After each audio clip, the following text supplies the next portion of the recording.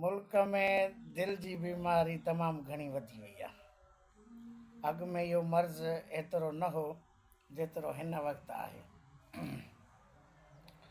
अॻु में दिल जी बीमारी खे अमीरनि जी बीमारी चई वेंदो त ग़रीबनि खे न लॻंदी आहे, ऐं ख़ासि तौर ते वॾी उमिरि वारा ॼण 50-60 साल ते इंसानु पहुचंदो हुयो त उन में दिलि जो मर्ज़ अची वेंदो हुयो। पर हाणे ग़रीबनि में बि काहे पई आहे त नौजवाननि में बि। सो सब खां पहिरियां त जेके वॾा डॉक्टर प्रोफेसर FCPS आहिनि, होटलनि ऐं बाज़ारनि में वेठल होटलाई ऐं बाज़ारी जेके मुफ़्त मशवरा ॾियण वारा डॉक्टर प्रोफेसर, उन्हनि जो चवणु आहे त इहा खाधे मथी आहे। यानी होटलाई तबसरो इहो आहे, होटलाई जेको आहे सो इहा रिसर्च आहे त इहा दिलि जी बीमारी जेकी आहे खाधे मां थी आहे। खाधा ख़राबु न, अॻु में खाधा वॾा भला हुआ, हाणे खाधा ख़राबु थी विया आहिनि।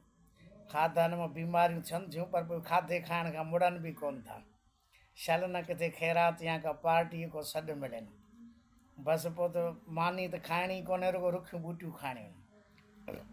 पार्टी में हर टेबल ते बसि हिकु ॿ ॼणनि जो कब्ज़ो हूंदो जेको ॿिए कंहिंखे हथु लाइण बि न ॾींदो।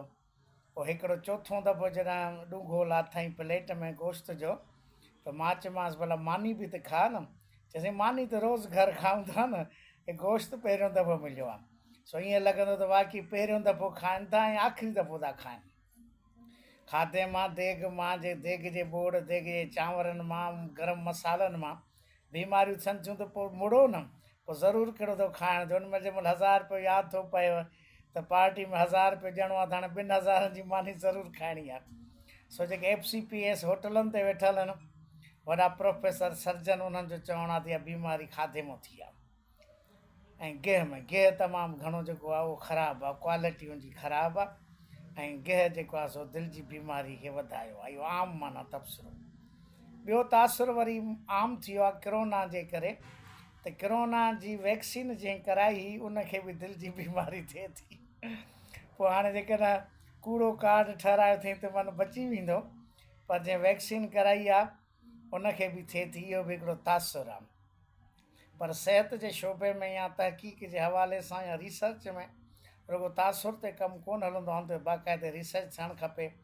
ऐं जेके मरीज़ को मरे बि थो कोरोना जी वैक्सीन थियल दिलि जी बीमारी में, तुंहिंजो पोस्टमार्टम थियणु खपे। छो जो असां वटि पोस्टमार्टम जो रवाजु तमामु घटि आहे। हादसनि में, क़तल में बि माण्हू लहराईंदा आहिनि पोस्टमार्टम खां, उनखे चीर फाड़ सां वञो जिस्म चीरींदा, हालांकि उन में सबब जी ख़बर पवंदी त कहिड़े सबब जे करे जो मौत वाक़िया थियो आहे। सो कोरोना जी वैक्सीन जंहिं कराई आहे उनखे बि दिलि जी बीमारी थिए थी, या दिलि जी बीमारी में उहो मरे थो। इहो तासुर आम आहे, पर उहो सिहत जे शोबे वारनि जो कमु आहे त उन ते रिसर्च करे, तहक़ीक़ करे हिकिड़ी ऑथेंटिक ॻाल्हि कनि। बाक़ी इहे त वरी बाज़ारी तबसरा, होटलाई ॻाल्हियूं थी वियूं।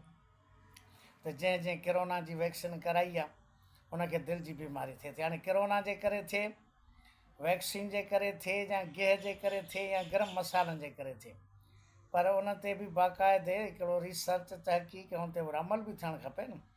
बाक़ी ईअं त ॾींहों ॾींहुं वाक़ई ॾिसूं था त नौजवाननि में, नंढी उमिरि वारनि में बीमारी थिए थी, उनमें मरी बि वञनि था, ऐं बीमारी वधी बि रही आहे। एतिरी अॻु में जो रेशो न हुयो, तइदादु न हो जेतिरो हाणे आहे, जेतिरी हाणे दिलि जी बीमारी वधंदी वञे थी। त असांजी हुकूमत जो बि मेन शइ त वरी गवर्नमेंट आहे न। अथॉरिटी उहा आहे, पावर उन वटि आहिनि, अख़्तियारात उन्हनि वटि, पैसो उन्हनि वटि आहे, दौलत उन्हनि वटि आहे, रिसर्च जा इदारा उन्हनि वटि आहिनि, त उन्हनि खे उहो कमु करणु खपे न। त हाणे जेको बोर्ड जे सदमे में जेकॾहिं वरितल आहिनि या अञा कोशिशि कई अथनि, जेको हाणे हिन हफ़्ते में वरी बरसाति जो जेको आहे सो आहे, ऐं वसी बि आहे, राति तमामु घणी बरसाति पई आहे, त हाणे इन सां बंदि बि कमज़ोर थींदा, जंहिं ते हिननि वॾियूं ख़ुशियूं मल्हायूं हूंदियूं। सुबुह सां उथण सां त बरसाति तमामु घणी पई आहे, ऐं असां बंदि कमज़ोर थींदा त हिननि जी वरी मथां ईद अची वञे। सो हे त हाली हिन में बोर्ड में मसरूफ़ आहिनि, ऐं पैसे खाइण हिसाब किताब में, जिन अमरीका में, यूरोप में बुकिंग कराए छॾी आहे फ्लैटुनि जी, बंगलनि जी, होटलनि जी, त उहो त हाली हिन में मसरूफ़ आहिनि। त हेतिरो पैसो असांखे कमाइणो आहे, छो जो सभु कंहिंजी कोशिशि ईअं ई आहे ॿाहिरि मुल्क भॼण जी। ऑफिसर हुजे, वज़ीर हुजे, सियासतदान हुजे, या आम माण्हू हुजे। हिन वक़्तु पाकिस्तान में सालियानो 8 लख माण्हू ॿाहिरि वञनि था, मुख़्तलिफ़ नौकरियुनि जे सिलसिले में, कारोबार जे सिलसिले में, या उन्हनि खे आर्ज़ी तौर ते उन्हनि खे नौकरियूं मिलनि थियूं। 8 लख माण्हू हर साल पाकिस्तान मां वञनि था। पर जेके बाअसर ताक़तवर आहिनि उन्हनि त पंहिंजी फैमिलीज़ अवल ई अमेरिका शिफ्ट करे छॾियूं आहिनि ॿियनि मुल्कनि में, यानी हेठें ग्रेड में घटि एसएसपी डिप्टी कमिश्नर जी फैमिलीज़ बि ॿाहिरि थी रहे, सियासतदाननि जूं त सभिनी जूं रहनि थियूं। सो हुननि जी त कोशिशि इहा आहे त ॿोॾ मों कमायूं। बहरहाल हे अहम मसइलो आहे दिलि जो, दिलि जी बीमारियूं वधी रहियूं आहिनि, आम अस्पतालूं भरियूं पियूं आहिनि, एतिरी अॻु में बीमारी न हुई जेतिरी हाणे वधी वई आहे।